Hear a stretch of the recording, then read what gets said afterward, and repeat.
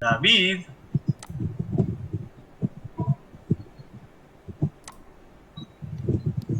Se fue. ¿Ustedes lo ven? No, No. Ah, se ha vuelto a me parece. desconectar. Álvaro, Sí, eh, se te está, estás compartiendo pantalla. sí. ¿Es un problema así de ansiedad, sí o no? Bueno, ya lo corto. Bueno, Es que ya estaba David, entonces puse compartir. Sí, pero parece que tiene serios problemas porque se ha vuelto a desconectar. Che, Gaba, ¿qué hacemos? ¿Empezamos nomás? y yo Sí, empezaría. no, también opino que Bueno, empecemos. No tuve que aceptarlo, ¿no? O sea, entró sin sí, problema. Claro, pero claro, él entra solo porque es Herrera, no, no sé por qué. Bueno, A él le mandé pero entró invitación por solo. mail. No necesita que... Ah, está bien. Si te mandas invitación, no tenés que Claro, aceptar, ¿no? claro, Claro, claro. entonces sí, empezar nomás, me parece. ¿Qué te parece, Carlos? sí, espérate que me está contestando algo y yo te digo. Ok. Sí, dice que no sabe qué le pasa, así que empecemos nomás. ¿Ah? Bueno, dale. Yo te presento un Vale. poquito nomás. ¿Ah? Bueno, Y ya podés compartir. Ahí, bueno, ya conocemos más o menos cómo es la modalidad con la que estamos, digamos, eh, organizando los exámenes para esta materia que se llama electrodinámica y relatividad. En este caso, para el examen de Álvaro, yo le había propuesto varios temas. Uno de los temas que le había propuesto era justamente que él ha elegido, que es el de lentes eh, gravitacional. gravitacionales, que es un tema que en realidad está fuera de programa. Yo tenía un par de reviews bastante largos y bastante buenos, pero nunca había tenido tiempo de verlo, así lo había visto muy superficialmente. Si lo he pasado, le digo, che, escuchame, fíjate Álvaro, si te gusta este tema, si te gusta lo investigás, profundizás y después charlamos un poco de esto. A Álvaro se le ha gustado y bueno, por su cuenta, yo pienso que ha investigado bastante. Después hemos charlado un poco cómo iba a ser, digamos, la presentación. Y bueno, de esto es lo que él va a hablar ahora, de su estudio o lo que él ha indagado acerca de este tema. Es un tema que también hasta ahora está fuera de lo que abarca, digamos, el conjunto de materias o de conocimiento que nosotros impartimos dentro de la carrera, ¿no? Así que hasta ahora me parece que es el tipo que más sabe sobre el tema dentro del Departamento de Física de Tucumán. Así que bueno, lo escuchemos, él va a hablar sobre lentes gravitacionales. Dale, Álvaro. Bueno, ahí comparto. Ahí está. ¿Ven la diapositiva, verdad? Sí, ya lo vemos. Bien, gracias. Bueno, como ya dijo Carlos, el tema es lentes gravitacionales y esta viene a ser la presentación final de la materia. Bueno, primero arrancamos con las primeras aproximaciones sobre la desviación de la luz. Si bien que la luz se curve, o sea, que el espacio se curve y la luz al estar propagándose a través del espacio sigue esta curvatura, es una consecuencia de la relatividad general de Einstein. Esto ya antes se sospechaba, hace un par de siglos atrás, por Newton y Laplace. En 1814, Solner calcula la desviación de la luz suponiendo que la luz estaba compuesta de partículas materiales y utilizando la ley de gravitación de Newton. Después, en 1911, Einstein usa el principio de equivalencia y rederiva la ecuación que había obtenido Solner antes y calcula cuánto era el ángulo de desviación. Y bueno, después 4 años más tarde, cuando Einstein ya tiene desarrollada toda su teoría general de la relatividad, aplica las ecuaciones de campo y calcula nuevamente el ángulo de desviación que tiene la luz al pasar por un campo gravitatorio, y como resultado le da que el ángulo que se tenía que desviar era el doble al que ya habían calculado antes, utilizando el principio de equivalencia. Esto se debe a la curvatura de la métrica. La métrica es un tensor que tiene todas las propiedades geométricas del espacio-tiempo. Bueno, para confirmar la teoría de Einstein, Se propone un experimento que lo realizan Dyson, Eddington y Davidson. Lo que ellos querían hacer es, durante un eclipse total solar, medir cuánto es el desplazamiento que tiene una estrella antes de, o sea, primero lo miden sin que esté el sol en el medio, ¿sí? Y después, cuando hay un eclipse total solar, justamente esperan que haya un eclipse, porque la intensidad de la luz que llega acá a la Tierra, como el sol está tan cerca, es muy fuerte, entonces no deja ver las estrellas obviamente que están detrás. Pero en un eclipse total, cuando la luna lo tapa, baja muchísimo la radiación que llega. Disculpen que hay alguien que quiere entrar. Ahí está. Entonces baja muchísimo la radiación que llega del sol y se pueden observar las posiciones de las estrellas, ¿no? O sea, se las puede ver a las estrellas. Bueno, las expediciones fueron dos diferentes, una hacia Sobral, que queda en Brasil, la otra a la isla del Príncipe, que queda en el país de Santo Tomé y Príncipe, al oeste de África. Bueno, la intención justamente era fotografiar y de ahí medir los desplazamientos, ¿no? Esto es una foto es una placa fotográfica de una fotografía justamente que habían tomado. No se ve muy bien, pero bueno, sí, las estrellas están por acá, ¿no? Hay puntitos. Lo que yo quería medir es el desplazamiento radial, o sea, si no estuviera el sol, supuestamente una estrella estaría acá, ¿no? Y como está el sol y curva el espacio, entonces el camino de la luz se desvía. Hay un desplazamiento radial, o sea, radial y hacia afuera, ¿no? O sea, en vez de estar acá, la estrella tendría una posición aparente acá un poquito más afuera, siempre en dirección radial al Sol. Bueno, con las mediciones, ellos querían poder discriminar entre tres escenarios diferentes. El primero era que la luz no se ve influenciada para nada por la gravedad. La segunda es que la luz sí se ve influenciada por el campo gravitatorio, pero que siga la gravitación de Newton. Si seguía la gravitación de Newton, una estrella que esté muy cerca del borde, o sea, muy cerca de acá, esto vendría a ser el borde, ¿no? Cuando se mira el cielo. Una estrella que esté muy cerca del borde tendría que desviarse un ángulo de 0,87 segundos. El tercer escenario es que el camino del rayo sí también se ve afectado por la gravitación, pero en vez de seguir la gravitación de Newton, que siga la relatividad de Einstein. Y el ángulo de desviación, ya lo vamos a calcular más adelante, es el doble que el que predice Newton, la gravitación de Newton. Bueno, de este experimento concluyeron que los resultados dejan pocas dudas, que la desviación se produce en las proximidades del Sol y que el ángulo que se desvía es justamente el que exige la teoría general de relatividad de Einstein, y por lo tanto esta desviación se atribuye al campo gravitacional del Sol.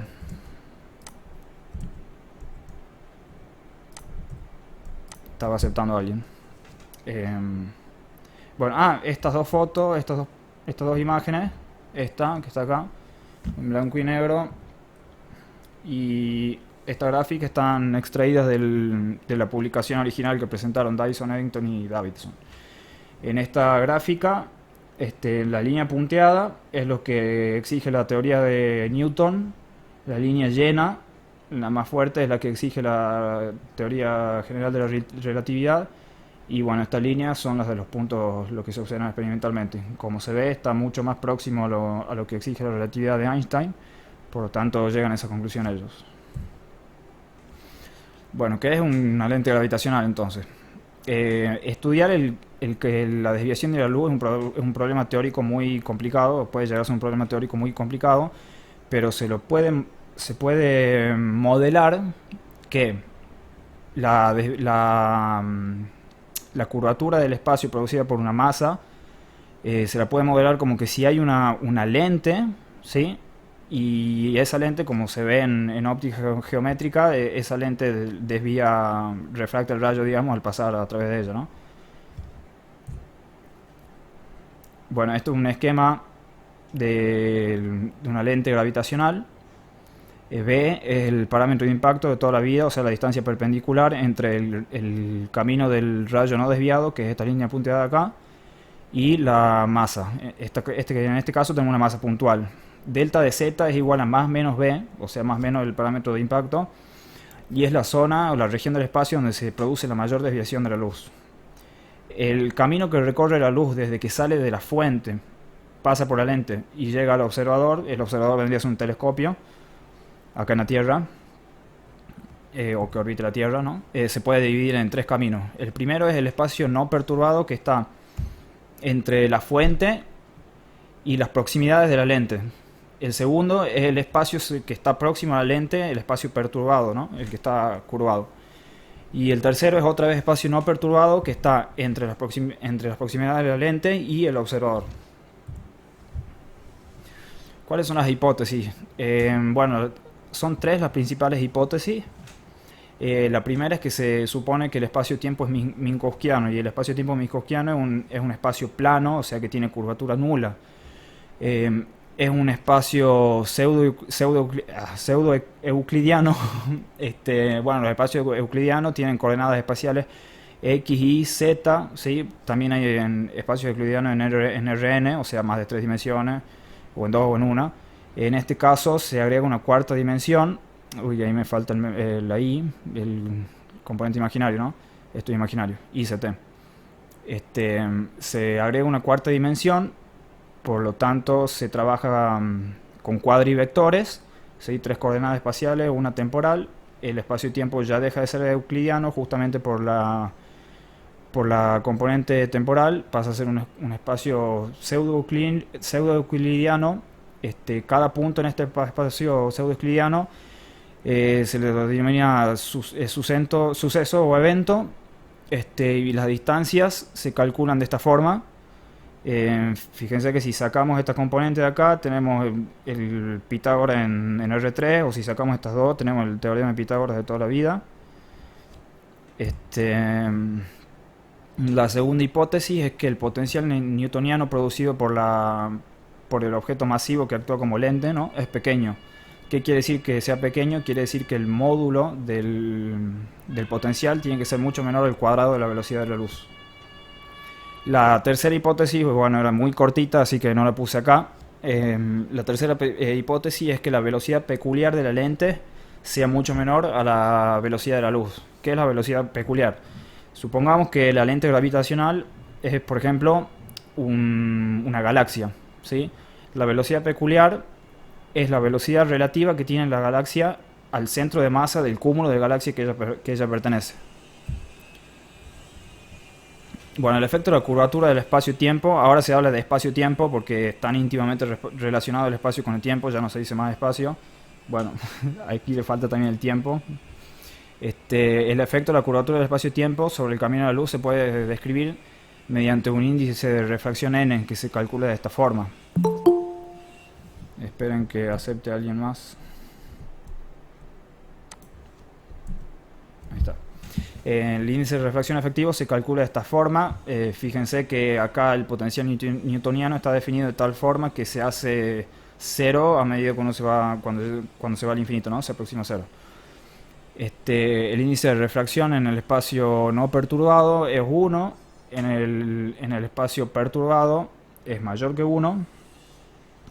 Se puede, bueno, esta ecuación de la velocidad efectiva de la luz en el espacio perturbado la extraje de una publicación de Schneider del año 99, creo que es, me faltó citarlo. La velocidad se calcula de esta forma, quiere decir que la luz en el espacio perturbado viaja más lento que en el espacio no perturbado.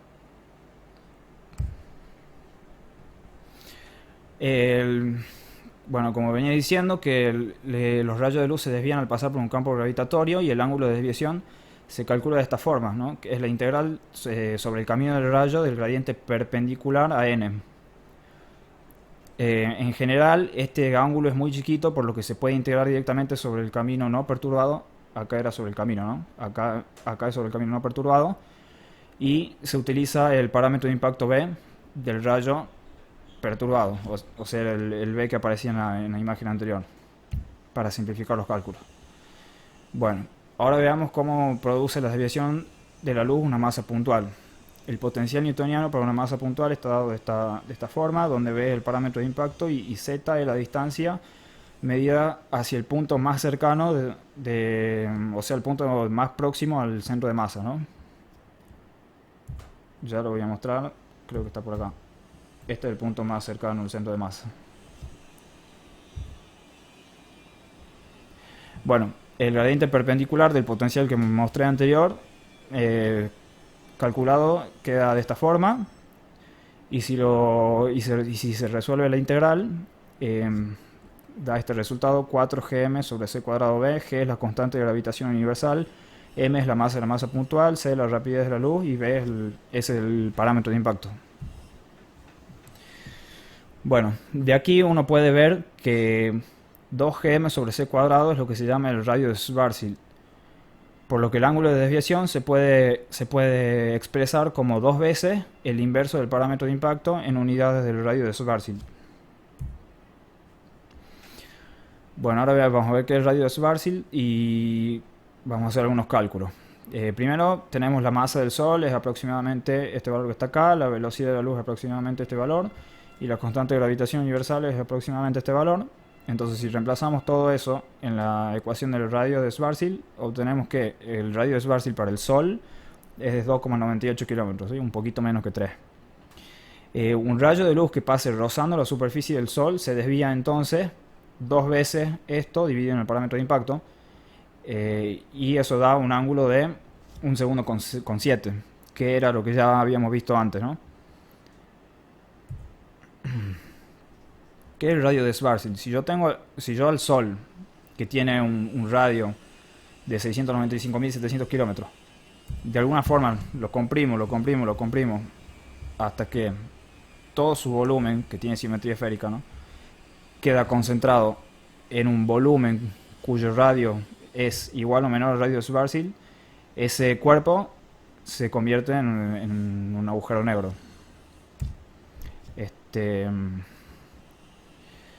Bueno, ahora veamos la aproximación de la pantalla. Bueno, le llamamos pantalla delgada, para nosotros es lente delgada.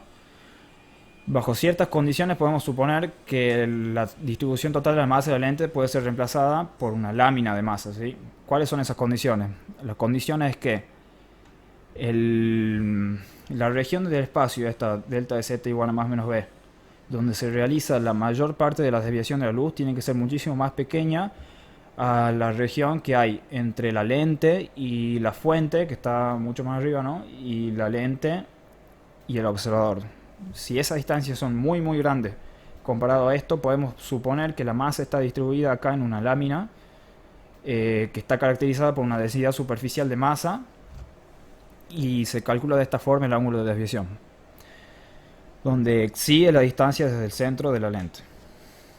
Creo que era xi. Bueno, ahora veamos cómo es la geometría y las ecuaciones de las lentes gravitacionales. Bueno, en esta figura tenemos la fuente, denotada con la letra S. O es el observador. Esto de acá es la lente gravitacional. Vemos que un rayo de luz pasa a una distancia perpendicular, xi. Esperen que alguien quiera entrar. Acá. Pasa una distancia perpendicular xi. La fuente está ubicada en un ángulo de beta, la imagen un ángulo teta. Este de acá, este alfa de acá, es el ángulo de desviación que estábamos viendo antes. Bueno, d de s la distancia fuente lente, d sub d la distancia lente objeto, y la distancia total es d sub s. Y este alfa de acá es lo que se lo define como el ángulo de desviación reducido, ¿sí? O sea, por definición ese ángulo equivale a esto. Esta distancia dividido en esta distancia por este ángulo. Y bueno, y de esta figura es trivial obtener la ecuación de la lente, que te dice que este ángulo beta es igual a este ángulo teta menos este ángulo reducido. Las lentes gravitacionales, si las consideramos como instrumentos ópticos, tienen todas las aberraciones que uno podría pensar, excepto las aberraciones cromáticas. Acá esto es una lente delgada de óptica de segundo año, donde, bueno, acá se está ilustrando lo que es una aberración esférica los rayos que pasan más cerca del eje óptico, este de acá. Este es el eje óptico de una lente gravitacional. Los rayos que pasan más cerca del eje óptico se desvían menos que los rayos que pasan o intersectan al eje óptico más allá de lo que lo intersecta un rayo que pasa más alejado del eje óptico, justamente por la aberración esférica que hay acá, ¿no? En una lente gravitacional pasa algo como una aberración esférica, pero en realidad es al revés. Los rayos que pasan más alejados del eje óptico tienen un parámetro de impacto más grande. Y como ese número está en el denominador, el cociente se hace un número más chico. Entonces los rayos que pasan más lejos del eje óptico se desvían un ángulo menor y lo intersectan más lejos al eje óptico que los rayos que pasan por acá, que se desvían más y lo intersectan más cerca, ¿no? Entonces ahí se produce una aberración esférica. O yo por analogía lo digo que es esférica, ¿no? Por analogía con lo que vi en segundo año. La aberración cromática no existe. ¿Por qué? Porque la aberración cromática en una lente delgada de las que ya trabajamos antes, de vidrio, supongamos, se da porque existe un índice de refracción para cada longitud de onda. En cambio, en las lentes gravitacionales, el índice de refracción no depende de la longitud de onda, porque estamos diciendo que el espacio-tiempo se curva y la luz sigue esa curvatura. Entonces no importa qué color tenga la luz, la curvatura que sigue y el camino que se desvía el mismo. Bueno, ahora veremos lo que es el radio de Einstein. Primero consideramos una lente con simetría circular y con un perfil de masa arbitrario. De las ecuaciones 10 y 11, si agarramos esas dos ecuaciones y las ponemos en la ecuación de lente delgada, lo que nos queda es esto. Y si consideramos una fuente que descanse sobre el eje óptico, o sea que la fuente esté alineada con el centro de masa, sería de la lente gravitacional, y que esté alineada también con el observador, quiere decir que el ángulo beta es igual a 0. Entonces yo reemplazo beta por 0, despejo teta y me da lo que es el radio de Einstein. Ahora vamos a ver lo que es el radio de Einstein. El radio de Einstein es el radio que va a tener la imagen de una fuente cuya luz que emite, ¿no?, hacia todas las direcciones, pero a nosotros nos importa los rayos de luz que al curvarse llegan a nosotros, ¿no? Entonces lo que nosotros vamos a ver es un círculo, digamos. O sea, va a estar la lente va a estar en el medio y vemos un círculo a los costados, como acá. Esto es una foto real sacada de la página de la NASA y vista por el telescopio Hubble. La lente gravitacional está acá, se curvan, emite para todos lados, ¿no? Y se curvan así, entonces lo que nosotros vemos es un anillo. ¿Cuáles son las aplicaciones las aplicaciones para las lentes gravitacionales? Se puede determinar justamente la masa del sistema gravitacional que está haciendo como lente, ¿no? Si el sistema gravitacional es materia oscura, puedes determinar la masa de materia oscura. Si es un agujero negro, también. Y también puedes conseguir la distribución del universo en el universo de la materia oscura. Se utiliza para conseguir detalles de la distribución de las masas de galaxias y cúmulos de galaxias, y también se lo usa para encontrar los límites por donde oscila el valor de la constante de Hubble y la constante cosmológica. Y bueno, seguramente debe tener muchas otras aplicaciones. Esto es una teoría muy grande, la teoría de lentes gravitacionales. Yo estoy dando solamente como una introducción, digamos. Después siguen lentes gravitacionales por galaxias, por cúmulos de galaxias, sistemas gravitacionales que no se los pueden considerar ni como masa puntual ni que tengan simetría circular, sino que tengan, por ejemplo, simetría elíptica, y bueno, se forman otros tipos de imágenes.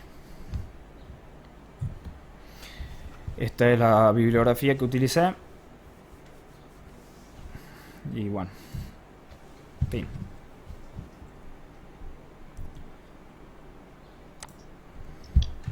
Muy bueno, Álvaro. Gracias. Muy buena exposición, Álvaro. Gracias. No sé cuánto dure. Un poquito. Sí, yo tengo ahí un problema, no sé si se veía bien las ecuaciones, no sé si ustedes las veían bien. Por ejemplo, las líneas de los cocientes. Hay una Sí. ecuación. Algunos cocientes estaban más suaves, digamos, la línea de Sí, sí, pared. sí. Es por el power ahí, sí. El corchete, la línea de cociente, los paréntesis.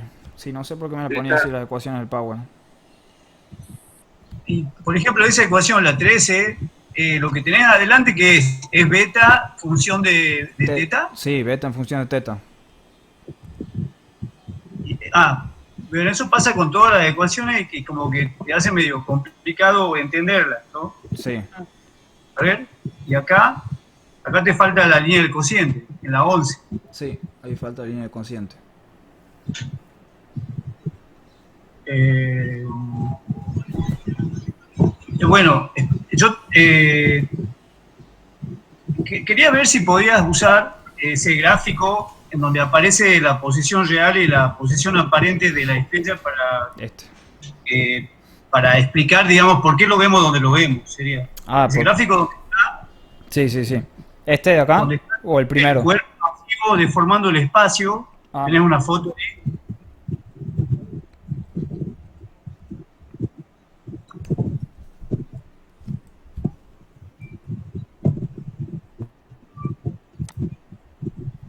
este de acá. Ese sí, ahí se agrandalo porque ahí se explica por qué vos la ves en una posición, digamos, vos ves distorsionada la posición de un astro. Claro, esta es la posición aparente. Puede ser una estrella, esto puede ser una estrella, puede ser un quasar, lo que sea, que emita mucha luz y que llegue. Pero Bueno, vos la ves ahí, que vos formás la imagen en la dirección en línea recta, digamos, siguiendo la dirección a la que a vos te llega, digamos, el astro, ¿cierto? exactamente, exactamente. Para nosotros la luz llega de acá, ¿no? De aquí. Claro. Para nosotros la luz llega Sí, de sí, acá. sí. Esto lo extiende en línea recta y nosotros la vemos la estrella acá cuando en realidad está acá. Sí. Bien, entonces cuando el Sol pasa por delante de las estrellas que están cerca del borde se corren para afuera, sería. Sí, El Sol las corre para afuera, eso es lo que pasa y eso es lo que mide. radialmente hacia afuera. O sea, Claro, bien. La otra observación que yo tenía, ahora como que le he prestado más atención, en realidad vos presentás dos aproximaciones. Uno es masa puntual y Sí. calculás el ángulo de desviación para la masa puntual, sí, ¿no? sí, Que sería el que podríamos usar con, por ejemplo, un agujero negro. No sé si con el Sol, pero con un agujero negro. sí, Se me con el sol ocurre, no sé. también. Con el sol también. El sol está calculado, el ángulo de desviación que esperaban Dyson, Eddington y Davidson, está calculado con esta ecuación de acá. Esto. O sea, lo considera el Sol como una masa puntual, sería. Sí, sí, lo consideran como masa puntual y que el rayo pasa por el borde del sol. Entonces el parámetro de impacto viene a ser el radio del sol. Bien. Después en realidad mostrás otra aproximación que es la de la masa distribuida sobre un plano formando un círculo, sería, ¿no? Esa aproximación sería aplicable, por ejemplo, a una galaxia. Eso es lo que estaba pensando mientras vos hablabas. Sí, Pues sí, por eso. la de pantalla delgada. Sí, Esta es la que se aproxima a una lente delgada, ¿no es cierto? La que sí, sí.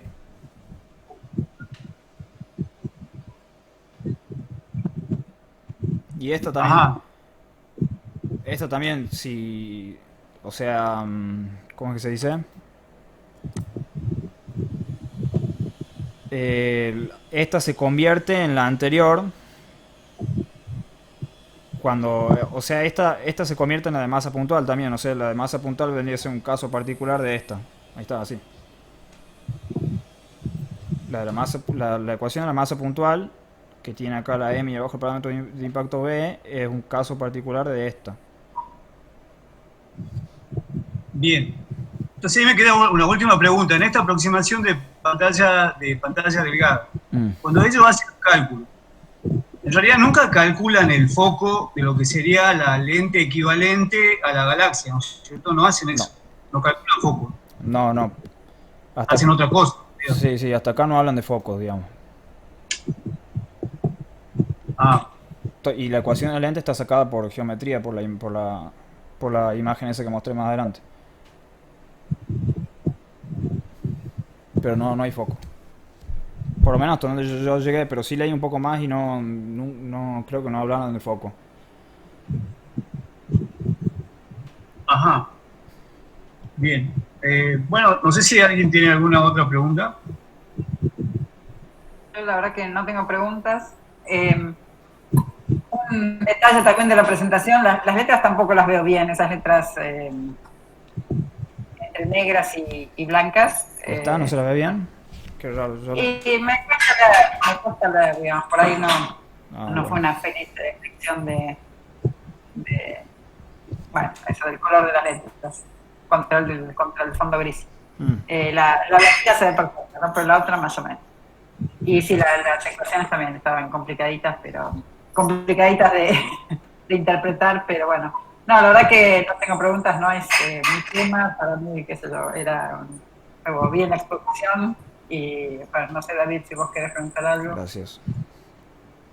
No, yo tampoco tengo preguntas. Las observaciones son las mismas que hizo Carlos sobre la presentación, sobre las líneas estas rojas que las teníamos que tratar de adivinar porque realmente no se ven bien, pero la presentación en general me pareció muy organizada, muy didáctica y me parece que informativa, que es lo principal, ¿no? Gracias.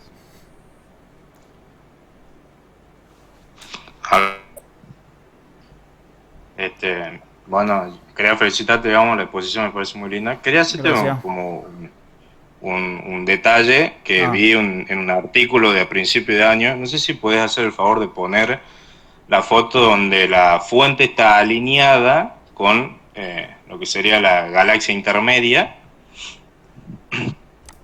Hay un detalle que estaba hablando con Carlos, sí, o sea, como vos habías dicho en la exposición, ese diverge, digamos, todos los rayos en toda dirección. Y hay, como habías hablado sobre las aberraciones esféricas, hay rayos que van a ir cerca de la periferia y hay otros rayos que van a ir cerca del eje óptico. Bueno, eso es lo que yo le comentaba al profe Carlos, que estos rayos sufren diferentes dilataciones temporales. Entonces, acá en la Tierra, vi a principio de año, se observa el mismo, supongamos que esa es una galaxia y hay una supernova, y bueno, emite su rayo para todas las direcciones, y a principio de año se la vio esa supernova, pero también se la vio a la misma supernova en 2015, y se estima también verla en el 2022. O sea, me parece una conclusión bastante sorprendente, justamente nuevamente verificando la lente gravitacional. Pasan a diferente distancia del centro de masa, entonces el potencial newtoniano cambia y cambia la velocidad de la lente, entonces cambia el tiempo en el que llegan. ¿Eso es así? Correcto, así es. Sí, me pareció una observación bastante interesante, ver el mismo fenómeno acá en la Tierra en distintos años, digamos, y chequearlo, digamos. Sí. Bueno, y otra aplicación que vos habías dicho que había muchas aplicaciones de lentes gravitacionales, otra aplicación es sobre las micro lentes gravitacionales, que hay planetas errantes que no están en sistemas solares, que nosotros prácticamente no podemos ver su luz, pero sí desvían, sí funcionan como una micro lente gravitacional, y están en un rango de ángulo tan, pero tan pequeño que podemos clasificarlos, digamos, en un cierto rango de ángulo sabemos que son estrellas, en otro cierto ángulo sabemos que son galaxias, y en un ángulo tan, pero tan pequeño podemos concluir que son estos planetas errantes, y justamente el satélite de Kepler fue uno que detectó casi 500 planetas errantes de esta manera, digamos. Me parece que como que esta teoría da para mucho más, digamos. Sí, esta teoría es muchísimo más extensa, ¿no? Es muy grande la teoría, la verdad. Y muy interesante. Me pareció muy interesante. Sí.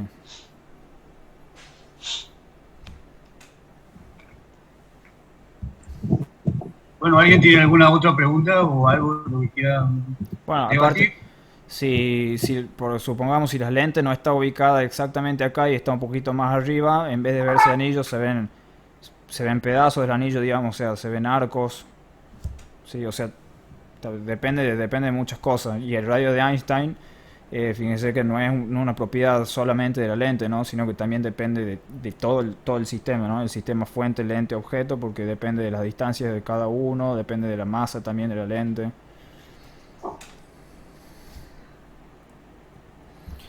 Bueno, no sé si alguien más tiene otra pregunta.